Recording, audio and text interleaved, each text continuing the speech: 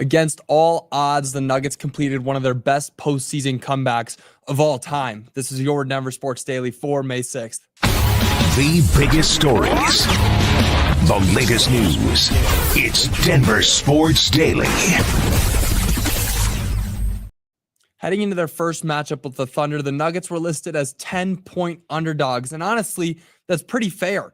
You know, the Thunder were top 5 in offense and defense this season in the regular season. They were favorites to win the finals, and they were coming into this game with a week of rest when the Nuggets only got 1 day of rest. So 10-point underdogs, that's fair. The Thunder were big favorites to win this game, but somehow, some way, the Nuggets pulled themselves out of a hole and beat the Thunder 121-119 thanks to some late heroics and honestly, a great team effort all the way around the board. At one point, the Nuggets were down by as many as 14 points, and they were down by 13 with about 6 minutes left.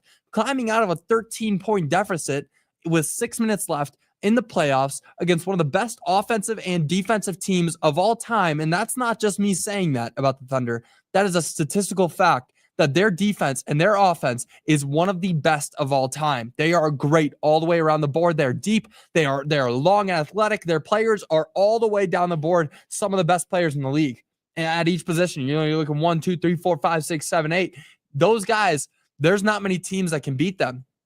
But somehow the Nuggets did it. They made some tremendous effort plays late in the fourth quarter that kept them in the game. And one of those plays, the second time this guy's done that in this playoffs, Aaron Gordon, he came up clutch once again, hitting a 3-point shot with 3 seconds remaining to give the Nuggets the lead. And that whole sequence was incredible. You know, they're playing the foul game. The mistake that OKC made was they were fouling up 3. They were up 3 points, fouling with 10 seconds left on the clock. They were just trying to get us to shoot our 2 free throws. They were doing that far too early. You save that for 3 seconds left. You wait for them to dribble the ball up, and then you foul them. You don't foul right away. And that was their mistake. And the head coach, Mark Daigneault, said that. That was where they made the mistake. And they kept doing that. They kept fouling, so we would just foul back.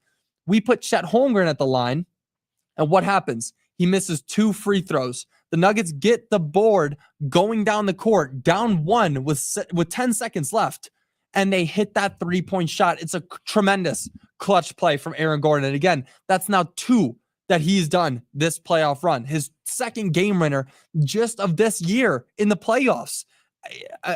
Aaron Gordon is clutch. He's got that clutch gene. He's got that dog in him. He does what he needs to do. He gets the ball in his hands. He's going to do it. And let me take you down a trip down memory lane, because you go back a few years ago when the Nuggets were playing the Suns on Christmas Day, Nuggets up 1 with 24 seconds left. What does Aaron Gordon do? He takes it up on Landry Shamet, dunks it on him, gets an and 1, puts them up 4. That's a clutch play. That's a clutch gene. This guy has it. Some players don't. And thank God that Russell Westbrook yesterday realized, hey, maybe this isn't my year. I can't get to the rim like I used to. Let me pass it out to Aaron Gordon, who's clutch. Let him hit the 3. And he did that, and it was all perfect. Now, getting away from Aaron Gordon for a second, because Aaron Gordon had a tremendous game, but this game was led by one person, and that's Nikola Jokic. He put the MVP conversation to bed a couple weeks ago when he recorded a 30-20-20 game. But yesterday, he just put a little cherry on top. He just wanted to let him know, I'm the MVP. He notched 42 points, 22 rebounds, and 6 assists in the comeback win against Shai Gilgeous-Alexander, who's probably going to win MVP this season. Now, that's the first time an NBA player has recorded 40-plus points, 20-plus rebounds, 5-plus assists, and 2-plus blocks in a playoff game. How many more times does this guy need to break a record? I mean, how many more times does he need to set a new standard for what's greatness?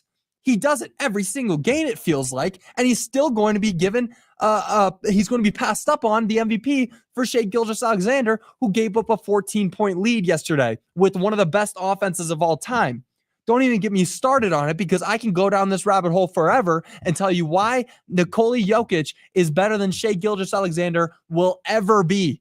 I mean, 40, 20, and 5? Are you kidding me? What more can you ask from the guy?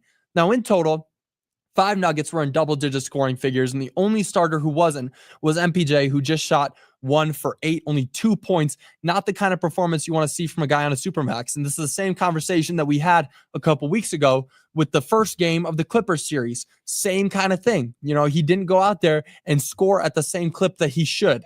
That's not what you want to see from Michael Porter Jr. Hopefully he can turn it up, because these past 2 playoff series have not been great. And this one, of course, is just starting, so hopefully he can turn things up. But that is not what you want to see from somebody who is a supermax or a max contract player. Now, it's honestly insane overall that the Nuggets ended up winning, because they had 18 turnovers, allowed 23 points because of them, and they also shot a poor 31% from three-point range. Now, the Thunder had double the Nuggets' blocks and steals as well.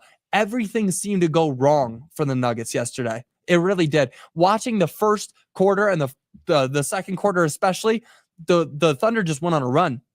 In the first quarter, it was close. The Nuggets were only down by 1 point heading into the second. And then in the second quarter, everything turned up. It was partially because of Alex Caruso. Alex Caruso went out there and made those hustle plays that you want to see from a guy on your bench. He's playing like he needs to get that starting spot, and he made a lot of great players getting blocks and steals. He had 6 steals at one point in 19 minutes. I mean, if that's not a great 6-man stat line, I don't know what is.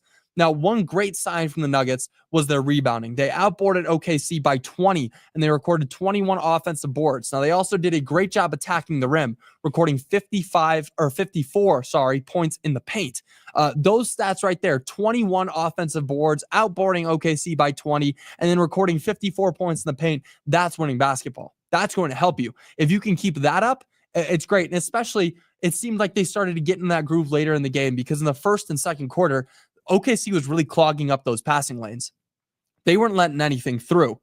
So getting in there, recording 55 points in the paint where Jokic can thrive, that's how you're going to continue to win these games. Now, despite all their flaws and mistake, the Nuggets still stole a win in OKC. Huge win on the road against the best team in the league, arguably.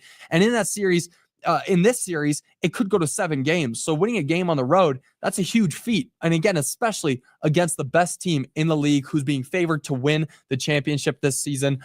Huge win. Cannot understate that or overstate that enough. There's no such thing as overstating a win like this, because that's exactly what the Nuggets needed to do. They got out there, they played through their flaws and through their mistakes, and still pulled out a huge win. Great win. And the Nuggets are going to be back on the road tomorrow, taking on the Thunder in another big game in game 2.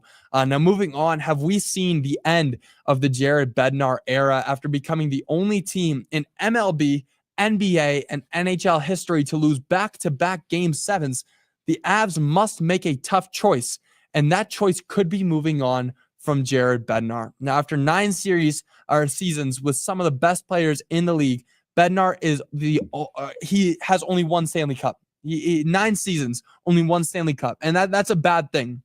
You got the best players in the league, some of the greatest who are going to go down in the Hall of Fame, be some of the best hockey players in history. You only got 1 Stanley Cup.